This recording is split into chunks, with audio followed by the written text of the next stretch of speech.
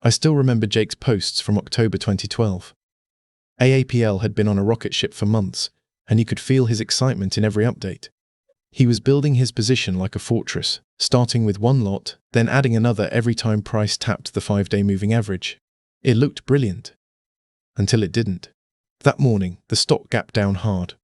At first, he told himself it was just another pullback, the kind he'd profited from all summer. But the candles kept bleeding red, slipping past his add-on from last week, then the week before. By the close, half his fortress was rubble, and the other half was trapped in what looked less like a trend, and more like a trap.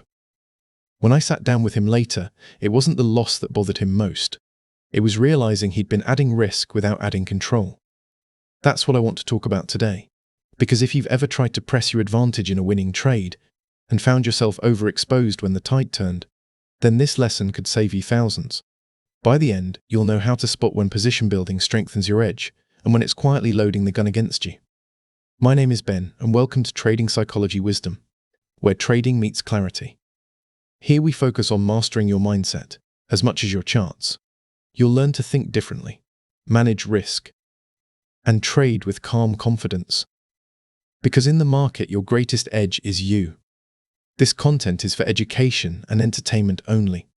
It's not financial advice. Always do your own research before trading. Before we dive in, take a deep breath. Clear your mind.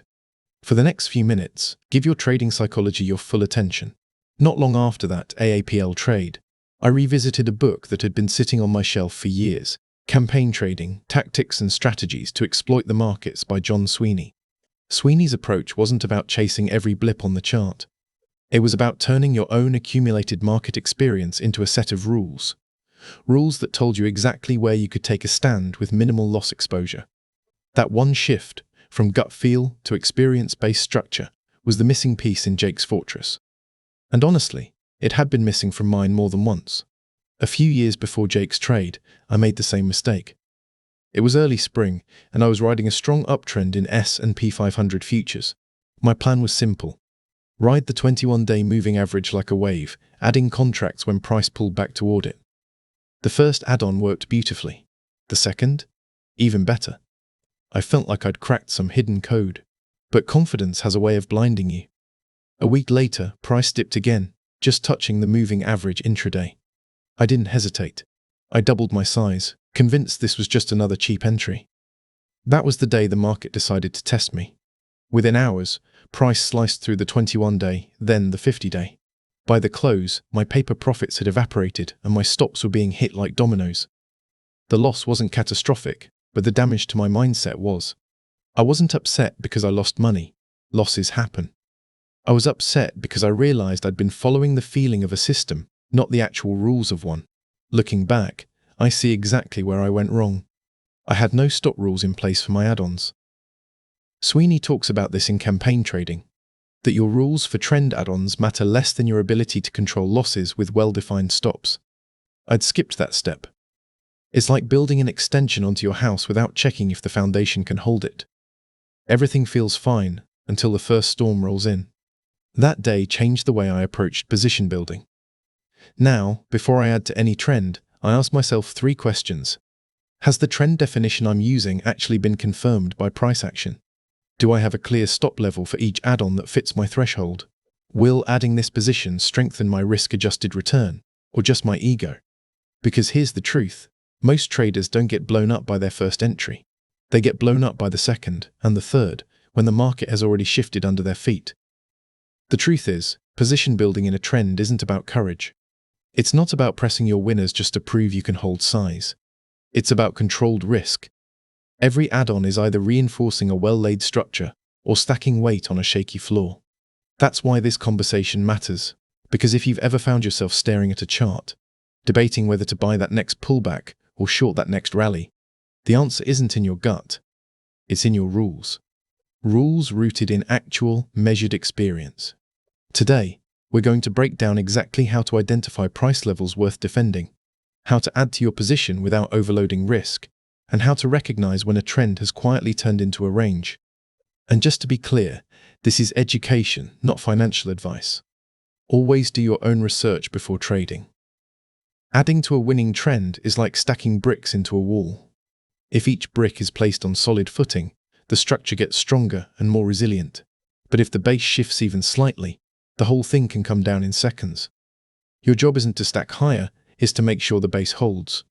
John Sweeney wrote that we should measure the behavior of the market from your entry points, consistently taken, and use that experience as your guide. That one sentence changed how I saw my trades. Most traders I've mentored over the years, and yes, even me early on, entered positions based on a feeling about where the market should reverse. It's a classic case of anchoring bias. You see a price on the screen, and your mind latches onto it as significant, even if the market's actual behavior says otherwise. I worked with one trader, Alex, who was the king of this. He'd nail an entry, then immediately start predicting the obvious reversal level based on nothing more than the last few days' highs. When price flirted with that level, he'd tighten stops, scale out, or even reverse his trade, only to watch the trend keep going without him. The fix wasn't about giving him better indicators. It was about building a map of market behavior from his own trades. We started logging every entry, noting the exact price, the maximum favorable excursion, and the maximum adverse excursion, MAE. After a few months, the patterns jumped off the page. Certain price levels always triggered a shallow drawdown before continuing in the trend. Others almost always meant the trade was in trouble. Once Alex had this data, he stopped playing defense at the wrong times. He began setting his stops and add-on levels not based on hope, but on measured reality. Here's why this matters psychologically. When you can see, in your own numbers, that a drawdown of X points is normal for a winning trade, you stop flinching at every pullback. You stop letting fear dictate your exits. That's loss aversion in reverse. You're training your brain to see a controlled dip as opportunity, not danger. Practical tool. Start an experience. Price level log. For every trade you take over the next 30 days, record entry price. Maximum favorable excursion, in points or pent. Maximum adverse excursion before trend continuation or stop out. Whether you added, cut, or held. After 20 to 30 trades, patterns will emerge. Those patterns become your personal price map, your guide for where stands can be taken with minimal loss exposure. Because at the end of the day, the market doesn't care what you think is cheap or expensive. It only cares how it behaves. And the trader who trades from measured behavior trades from strength. Sweeney described a simple but powerful tactic. Use moving averages to define cheap or rich entry points in an ongoing trend. He tested it with both a longer 21-day average and a shorter 5-day, noting that every time price touched the average, it was an opportunity, sometimes just for an intraday trade, sometimes for an additional trend position if the market rocketed away in your favor. Sounds straightforward, right? And that's the danger. Overconfidence creeps in when you take a tactic that works sometimes and assume it works all the time. I've seen it play out dozens of times with traders I've coached. One example. Clara, a retail trader who loved the 5-day average. She'd been in a strong tech rally and had success adding on every time price pulled back to that line.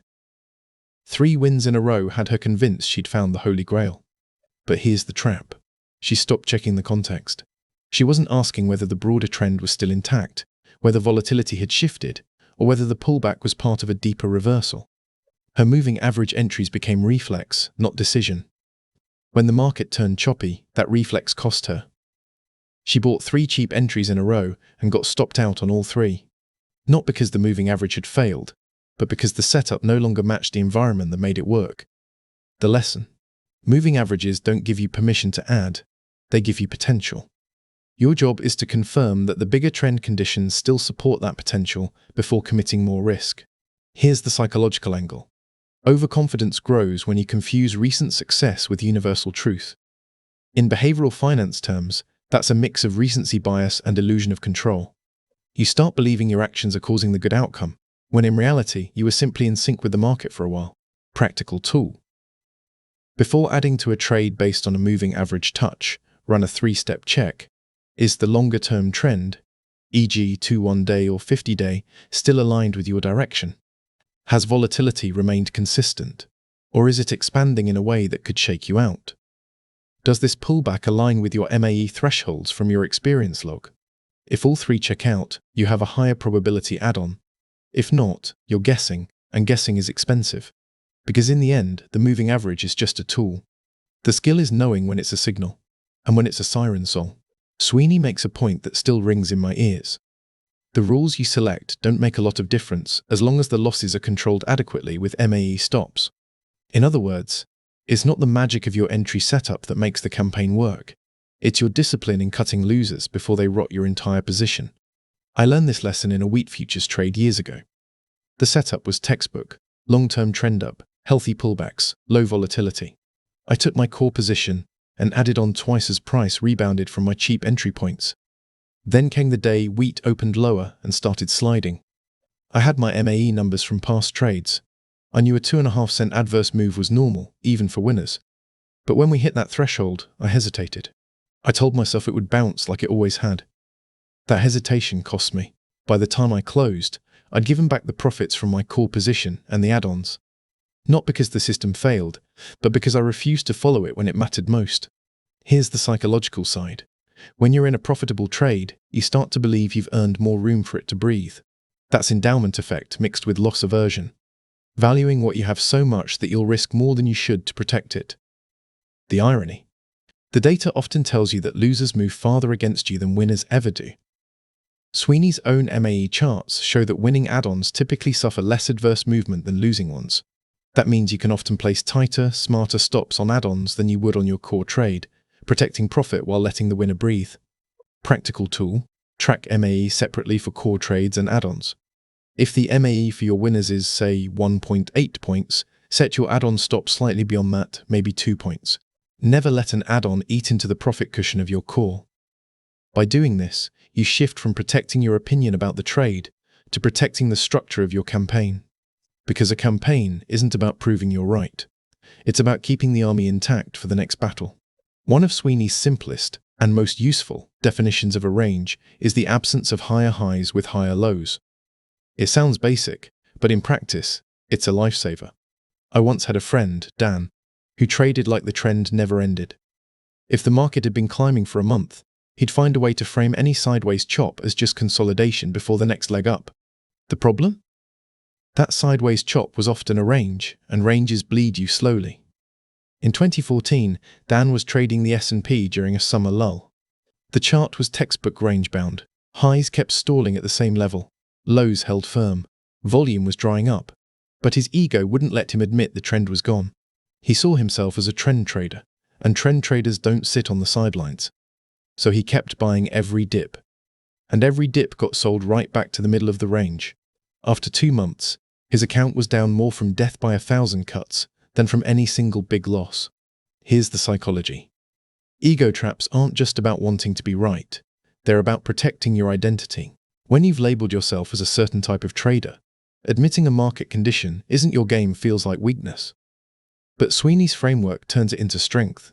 If the 12-day and 58-day price action isn't making higher highs or higher lows, you're not in trend mode, no matter how much you want to be. Practical tool. Before adding to any trend trade, run the trend confirmation test. Are highs breaking higher and lows printing higher over your chosen time frame? Is volatility stable or increasing in your favor? Have your last 3 trades in this market type been profitable using your trend rules? If you can't check all 3 boxes, you might be in a range. And the safest trade in a range is often no trade at all. Recognizing that doesn't make you less of a trader. It makes you more of a survivor. And in trading, survival is the ultimate edge. Across every campaign trade I've broken down, my own, my friends, and the dozens I've coached, the same psychological traps show up over and over. 1. Overconfidence. It's the quiet voice that says, "I've got this figured out," after a string of wins. It turns a well-thought-out tactic, like adding at the moving average, into a reflex. The problem? The market changes faster than your confidence can adapt. 2. Ego and identity traps. When you've labeled yourself a trend trader, it's easy to force trades in a range just to keep playing the role. You start defending your title instead of defending your capital. 3. Loss aversion in reverse. Sounds odd, but it happens. Traders protect a winning position so much that they loosen their stops on add-ons, thinking they've earned more room. That's how a strong core trade turns into a net loss. Each of these traps feeds the others. Overconfidence leads you to see every setup as valid. Ego convinces you to take it even when the market says stop. Loss aversion keeps you in it longer than your rules allow. The only antidote is structure. Rules rooted in your own measured experience, not in what you wish the market would do. Because when you stop trading from impulse and start trading from evidence, you stop being the victim of these traps and start being the one who spots them before they spring. Let's make this practical. Here are 2 tools you can start using on your very next trade. Tool 1. The Experience Price Level Log. For the next 30 trades, write down entry price, maximum favorable excursion, maximum adverse excursion before either continuing or stopping out, whether you added, cut, or held. After a month, review the data. You'll see which drawdowns are normal for winners and which levels usually mean trouble. Those become your personal map for where you can add with minimal risk. Tool 2. The Add-on Risk Gate. Before you add to any position, it must pass 3 gates. Long-term trend still intact, based on your preferred definition. Volatility stable or supportive of your trade direction. Stop level for the add-on fits within your MAE thresholds. If even one gate fails, you skip the add-on. Yes, it will save you from some winners, but it will also save you from the losers that wipe out an entire campaign. Both tools work because they shift the decision-making weight from your mood in the moment to your measured market behavior. And once that shift happens, the market can throw its best at you, and you'll still be standing. Take a moment and think about your last 10 trades. How many times did you add to a position just because it was working, without checking if the market conditions still supported it? How often did you loosen your stop on an add-on because you didn't want to give back profits from the core trade? When was the last time you defined your trend in writing before you started trading it? If you can't answer those questions clearly, you're flying without instruments. And in trading, flying blind works, until the clouds roll in. Your account balance will always tell you what happened, but only your process log will tell you why. And if you want to survive long enough to thrive, you need to know the why before the next storm hits. So here's my challenge to you. Right now, before you move on to the next video, write down one thing from today's talk that hit you hardest. Drop it in the comments so it's locked in your mind. Share this video with a friend who might be pressing their winners without a plan. And if you found value here, hit like, subscribe, and keep this conversation going. Because the market will always test your conviction. Your job is to make sure that conviction rests on something stronger than hope. Master your mind. Master the market. Trade with confidence. And live with calm.